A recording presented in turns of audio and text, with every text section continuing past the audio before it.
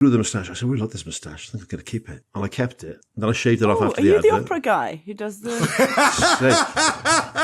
Jesus Christ. Kate, Wyn Evans. Guy, do you mean the 26-stone, clinically obese, bald opera guy? Just to clarify, yeah? Am I Wyn Evans? Not even that. Are you the opera guy? And I knew you meant. Yeah. I knew you meant. Gio Campario. It was either Gio Campario or Pavarotti, and neither's good. Sake. What am I doing here? That's cheered me up so much. How did they let that happen? You're basically firing a watermelon, and all the contestants have to lean back with a catapult. They've got watermelons, and then it fires and knocks over some sort of castle. Somehow, it hits something straight away, or the catapult, it gets caught in it, and it comes back. It's like the whole watermelon gets a whole head. It's literally like it. It must be the most painful thing. Like, it must be worse than Davro. I think it's worse than Davro. I think it's the most painful thing I've ever seen. Absolutely, but it did remind me of that Davro. I suppose Davro knows that it's going to, like, that's instant, so she doesn't have to prepare. Death is there's quick, a moment where there's an instant where Davro's falling, and he realises that this is an inopportune time to be in a stocks. You know, this is literally the worst time to be in the stocks. And my thought is, occasionally I get mouth ulcers. You know, if I get run down, and if I have two, it's not the same, Max. It feels like if I have two mouth ulcers, I'm done. I'm like literally, I can't do anything. Do you know what though? She was back filming. She'd resumed the competition within a quarter of an hour. She's way less injured than you think. I wouldn't do comic relief. I just don't like it. Well, it's not funny. 12 years ago, I just started doing comedy. We did a comic relief night, right? Oh, hang on. Well, listen, this is what's tainted my opinion of the event. So you've worked on comic relief before? Yes, but listen to me. In moron. Right. For the local paper then, I had to lie down outside the Millennium Centre on Roald Dahl Place with a f***ing red nose on. I've been so humiliated in all my life. But still you did a whole night. Like, you completely 360'd. Like, what are you doing? You did a whole diatribe. You literally went so extreme and then it turns out you did a whole night. Like, didn't just turn up. He lay outside the Millennium Stadium in a red nose. He went in with 2 feet. He was on the local news. And local comedian Mike Bubbins is doing. But I don't want to ask this because we're never going to get to what we were meant to talk about. But go on. Mike, what's your view on Pudsey? God. He's on the move. Okay. This is our first, I would say, in transit pod. Go on. Just bear with me. I'm going to drive to the reception to get more reception. This is good. This is good. This is good. This is good podcasting. Oh, this is great podcasting. This is good. This is good. I like this. Trying to get a slightly better reception. Oh, yeah. I'm not going to say he's got a microphone and headphones on, but he. No, I've attached it to the car, haven't I? Oh, I've gone down a one-way street. Why is your wife? Don't bink at me. Oh God, I've lost the laptop. Are you on private property, Joe? Yeah, it's private property. Yeah.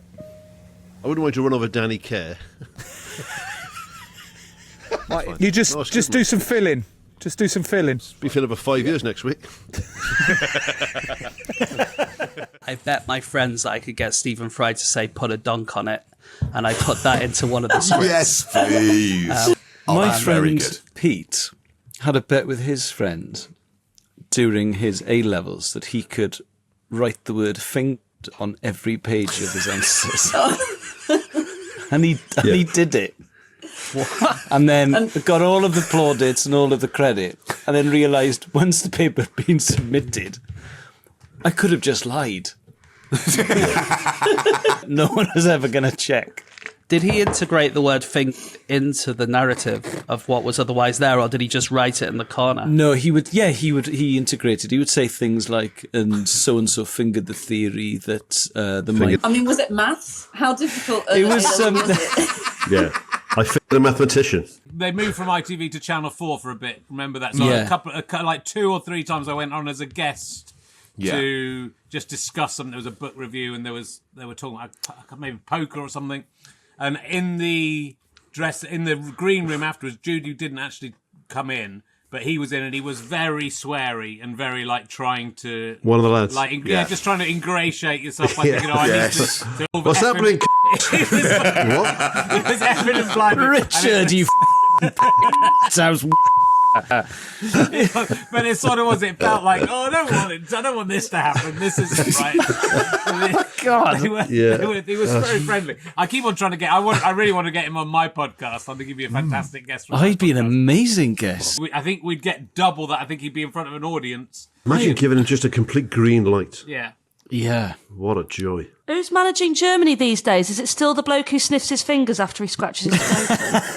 That's every bloke, by the way. That could be any man you've described. Do you know about this, Suze? No, the guy. I only like women's sports. Susie, I swear to God, he'll stand there and he'll go.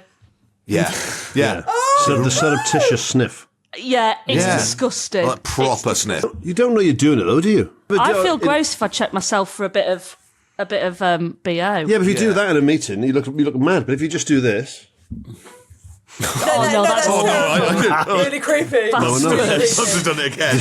And also, I hated how you made that look like you were playing with your moustache. That made it, I'd say. Have some bloody pride, Mike, for crying out loud. I think, no offence, Mike, but I think you've got the least hygienic moustache in all of comedy. He's had a strange old life.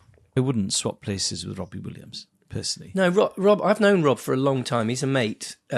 They actually, Take That supported me back in the early days. Did they? They did, yeah. For me, they were just like 5 blokes in leather. I just thought they're never going to make it. Couldn't have been more wrong there, could I?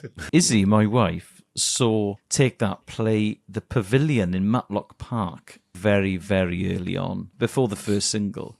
And she would have been about 12 or something. And she enjoyed it so much, she thought it was a free gig. But she was like, I've got to show this band how much I'm enjoying it. And she threw £1 at Jason Orange. Did it hit him right in the forehead and give him a gash? Sort of hit him on the forehead. That's a football hooligan. Oh, God. I love that line. Galatasaray away. You get kicked out of the ground for that now. Banned for life. Going to football games with a bag of 50-pence pieces. I'm just showing how much my appreciation. I'm throwing money at the players. But when I joined right at the start, we were owned by the BBC. So you had this mixture of, like, I really want to do this instead, but also I can tell people I work for the BBC, so it's fine. And I technically do writing. So, yeah, I write for the BBC. That's what I used to tell people at the age of 21. Yeah, Widdicombe worked for Dora the Explorer magazine. First, he was a contributor to Dora the Explorer, and he got to say that he was a writer. I think I can say, I think long enough has gone. Now I can say this without getting in trouble. Josh worked for The Guardian as well, and he would do things like minute by minute. Yeah. And I'd come back from a gig, he was doing a late shift, and it was about midnight. He sent me a text, and he said, "Are you in front of a computer? Or can you be?" And I said, "Yes." In 1 minute, go onto the Guardian Sport website. But it's got to be in exactly 60 seconds. And it will only be up there for a second. Take a screenshot and I'll have to take it down or I'll get sacked. It was Wales win World Cup. Elis James scores hat-trick as the headline. and then obviously he changed it back. My PE teacher saying to me, "You got a girlfriend, Babs?" I went, no. Your PE teacher was asking if you got a girlfriend. He wasn't proposing that I went with him. But he gave me some great tips. He just said to me, "Listen," he said, "girls love a nice chest." He said, "So this summer now, work on your bench press." And then the same teacher, in another gem of information, said to me, "You've got a girlfriend yet?" "No." I said, "Yeah." She was really assistant, this teacher. He was interested in our development. Yeah. I took this to heart as well. I remember saying to me, and when I lost my virginity, told him that I'd had sex. Told your PE teacher? What a strange relationship. Just chatting. Did he exist, Mike, or is it like... Is it like Fight Club? You should see Mike in the street just saying, "Yeah, I lost my virginity yesterday. She's pretty good. Thanks for the advice about the nice chest. I've been working on my bench press, but just talking to a lamppost." Telling the real teacher how nice she was. Yeah. And he went, "Whoa," he said, "Don't put all your eggs in one basket, mate." He's trying to thank you. You might not even be into girls, Mike. And I read that through the 90s then. Nice chest and not keeping all my eggs in one basket. The most beloved medieval movie amongst medievalists is Monty Python's Holy Grail. Oh, brilliant. It's the most accurate because it takes nothing seriously and yet it does its research. Like all the jokes in there that are stupid and ridiculous and you laugh at, they're kind of based on actual readings of Arthurian text. You know, and the favourite punchline of mine is the fact that they storm the castle right at the end and the French have already got a grail. You know, the French are like, "We've already got one, it's very nice." The French have already invented the Holy Grail and then it gets borrowed into English and Welsh culture and gets adapted sort of 50, 100 years later on. There's loads going on and the Python movies are so good at picking out these tiny little elements of truth. Even just jokes about paleography. There's a bit where they're in the cave and they're arguing about whether it's the castle of Arg,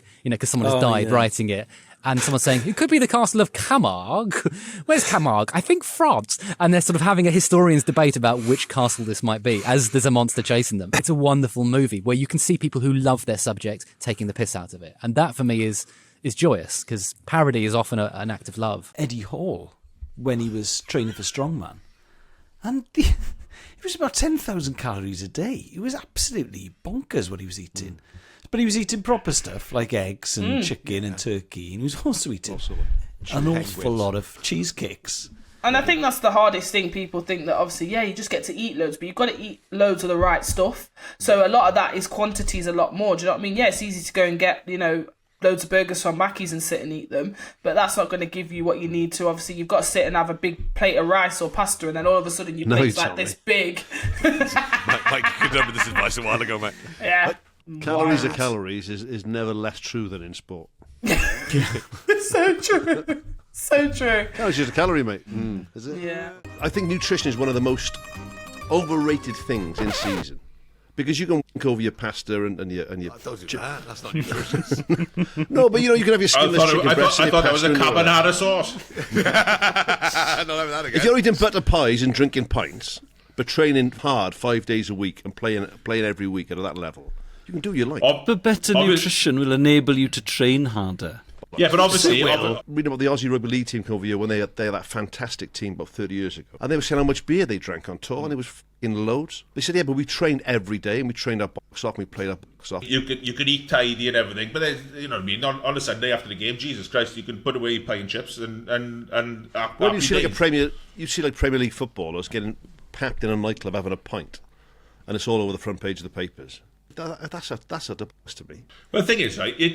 Like you say, people got to live as well, and I think that's the hard. I think that's the hardest thing. Do you think that cowboy hats are cool? Oh, shut up! And would you wear a cowboy hat if you were going to buy, I don't know, if you're going to buy milk or AA batteries or something? A cowboy hat in a non-fancy dress situation is an acceptable item of clothing. I don't go to the co-op, do I? Mike, I'm desperate to be on your side here. On tour, when you go around America, there is a certain point where you do lose the plot a little bit and end up walking around in cowboy hats. I don't know the Maccabees have gone through a cowboy hat phase. When? Oh, this is going to make me sad. Hang on, I can't hear you. Of course you can't hear me go cowboy hat on. Sorry, Mike, you walk down the road to the shop in that. I mean, I have done, yeah. He has sex in it. I only have sex in it. When the hat goes on, she knows.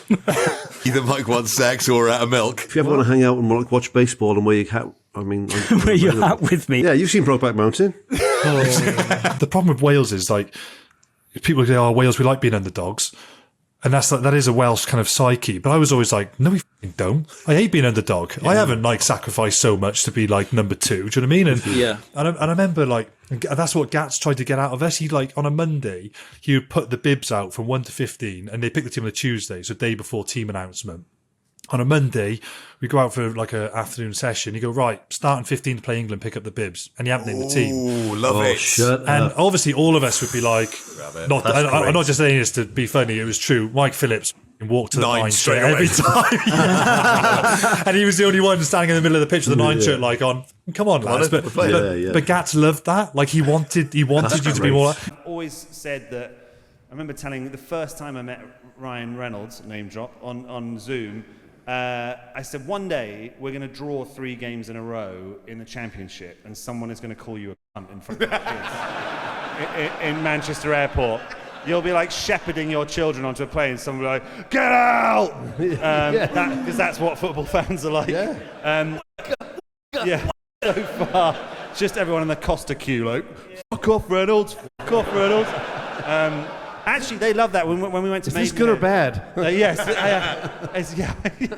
When we went to Maidenhead with them for the first time, they got absolute dogs abuse. And they loved it because everybody normally loves them and wants to say, hi, can I take a picture with you? So the novelty of having a bunch of people from Maidenhead be like, fuck off!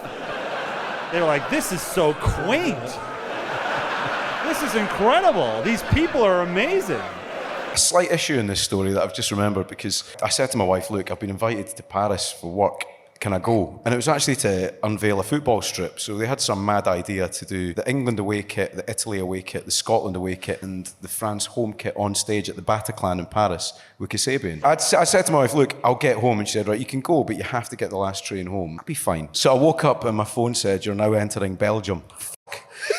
And then the second message said, you're now entering the Netherlands. And the next message was from my wife saying, where the f*** are you? Then I fell out this little black room and I was on the tour bus arriving in Amsterdam. The singer, Tom Meehan, was standing in his pants and he just went, oh, that got out of hand, didn't it? And I was like, where's all my stuff? And we went back and picked it up. Jesus. And I sure enough had my passport and all that. So they dropped me at Schiphol. I thought, I'm going to throw money at the problem here. There's one KLM flight to Edinburgh. I paid for it and they said it's leaving in 42 minutes. So I ran, got on the flight, got back to Edinburgh Airport, got in a black cab, and Jimmy was born. Oh, wow. Go on, son. The best bit is how much you and Charlie are enjoying it. Yes, it's really funny. Joe is the Sheffield United fan. Best English thing, and your score prediction. Fake base penalties. Yes. Thing and a score prediction, please. Henry Hoover, 2-0. I just think people are funny. The fact is that most people have got humour inside them, right? But imagine being on this phone, you're waiting to get on for your turn. Your next one up, the bloke goes, baked beans penalties. And he's such a cockney, isn't he? Baked beans penalties. You can't come back from that. One. I love Pocker pies, 1-1. Batty sausage, 2-1.